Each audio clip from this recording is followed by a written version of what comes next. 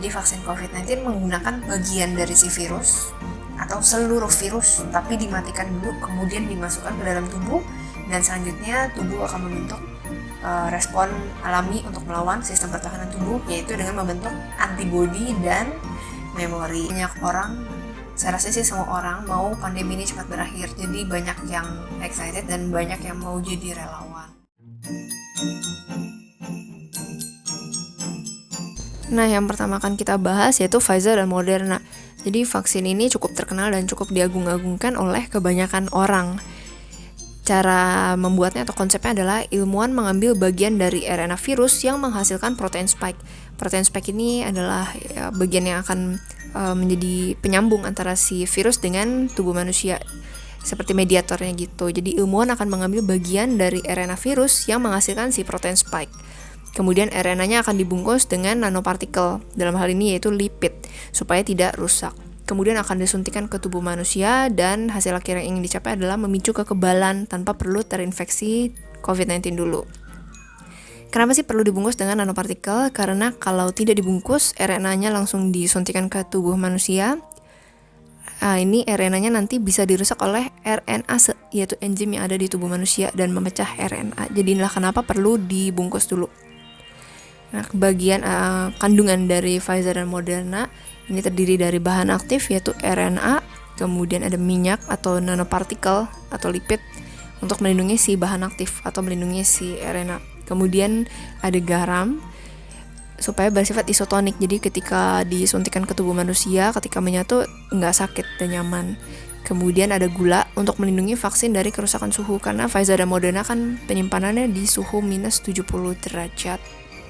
Efikasi dari Pfizer adalah sebesar 95%, dan pada orang yang berusia 55 tahun ke atas, efikasinya didapatkan sebesar 93,7%. Pada Moderna didapatkan efikasi sebesar 94%, dan untuk orang berusia 65 tahun ke atas efikasinya dikatakan 100%. Tapi perlu diingat dengan catatan, relawan yang ikut vaksinasi ini yang berusia 65 tahun ke atas hanya berjumlah 100 orang.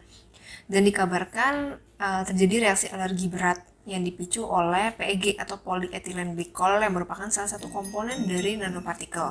Tapi yang mengalami reaksi alergi berat ini bukan semua orang yang divaksin, melainkan hanya pada beberapa orang, pada suatu kelompok, misalnya pada kelompok yang usia tua, kelompok yang rentan, yang sensitif, yang mengalami reaksi anafilaktik. Biasanya ada ruam, kemerahan, gatal, terus ngerasa panas, dan ada bengkak di bibir atau di kelopak mata.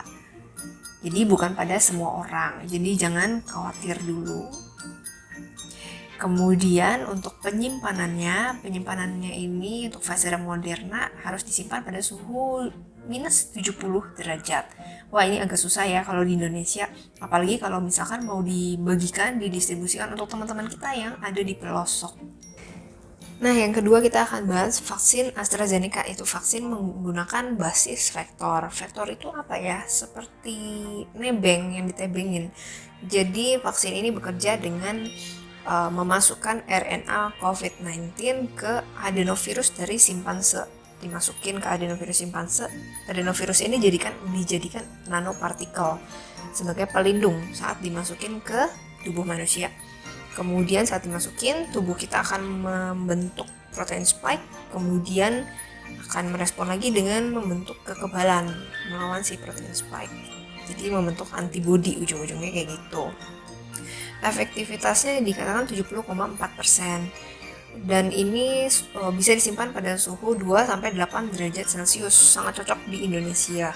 Dan ini banyak diperebutkan negara-negara karena harganya sangat murah. Yang ketiga, kita akan bahas vaksin yang menggunakan protein. Namanya adalah Novavax.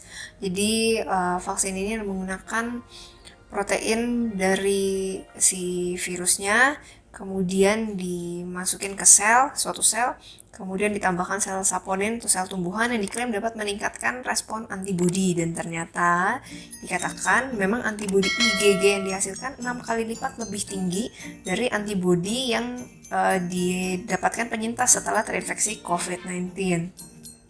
Efek samping yang dihasilkan pun hanya 2%, dari yang merasakan ini juga sifatnya ringan, hanya demam, sakit kepala, kemudian badan linu, dan itu pun dihasilkan setelah disuntik vaksin dosis tinggi. Dan ini sebenarnya cocok untuk di Indonesia karena penyimpanannya bisa di suhu 2 sampai 8 derajat Celcius. Jadi kalau menurut saya pribadi ini sebenarnya cocok sih untuk di Indonesia dan sebenarnya bagus. Nah, sekarang kita mau bahas vaksin yang lagi diedarkan, yaitu Sinovac. Sekalian kita akan bahas Sinovac yang satu kelompok, satu golongan dengan Sinovac. Jadi Sinovac dan Sinovac ini adalah vaksin dari virus yang dimatikan. Kalau ada yang dimatikan, berarti ada juga yang dilemahkan. Ini yang dimatikan ya, Sinovac dan Sinovac. Antibodi yang dihasilkan memang lebih lemah dibandingkan dengan vaksin dari virus yang dilemahkan.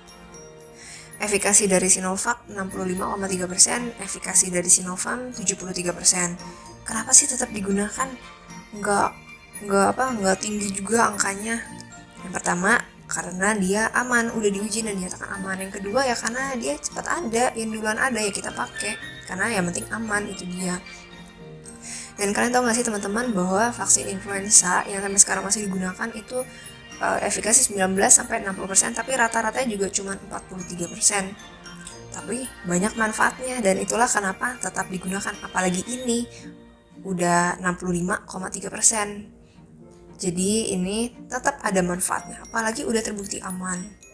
Itu ya, dan ini halal. Jadi ini tetap digunakan. Nah, teman-teman, ternyata vaksin-vaksin yang akan ada ini tidak mengcover 100%. Jadi teman-teman tetap perlu menjaga 3M. Jangan bosan-bosan ya kalau diingetin. Bosan sih wajar, tapi harus tetap dilakukan. Ingat kenapa? Karena dengan kita menjaga kesehatan diri sendiri, kita juga sedang menjaga kesehatan orang-orang di sekitar kita dan orang-orang yang kita kasihi. Dok, kenapa nggak 100% kita tetap vaksin? Ini udah pernah kita bahas di episode sebelum ini. Jadi buat kalian belum nonton, jangan lupa ditonton dulu videonya. See you. Nah, itu tadi video kita hari ini. Kalau teman-teman merasa ini bermanfaat, jangan lupa buat share, like, dan juga subscribe ya. Ingat, kesehatan itu wajib, bukan pilihan. Sampai jumpa di episode berikutnya ya.